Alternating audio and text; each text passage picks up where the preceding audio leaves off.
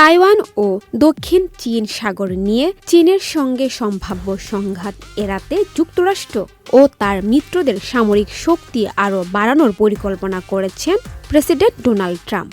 নতুন জাতীয় নিরাপত্তা কৌশলপত্রে এ বিষয়টি স্পষ্ট করা হয়েছে। বর্তমান বিশ্বের সবচেয়ে সংবেদনশীল কূটনৈতিক ইস্যুগুলোর একটি তাইওয়ান। শুক্রবার ৫ ডিসেম্বর প্রকাশিত ট্রাম্প প্রশাসনের ওই নথিতে এ ইস্যু নিয়ে ওয়াশিংটন তাদের অবস্থান স্পষ্ট করেছে।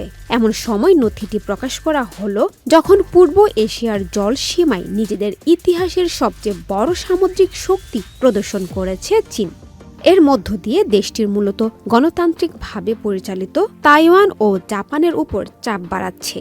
নথিতে বলা হয়েছে, সামরিক প্রাধান্য বজায় রেখে তাইওয়ানকে ঘিরে যে কোনো সংঘাত এড়ানোই যুক্তরাষ্ট্রের প্রধান লক্ষ্য।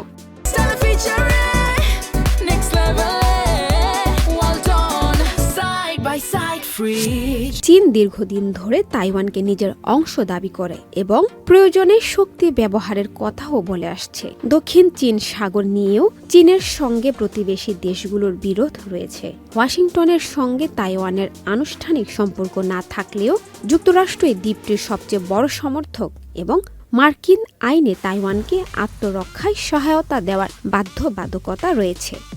যুক্তরাষ্ট্র বলেছে, জাপান থেকে দক্ষিণ পূর্ব এশিয়া পর্যন্ত মিত্র দেশগুলোকে সামরিক সক্ষমতা বাড়াতে হবে।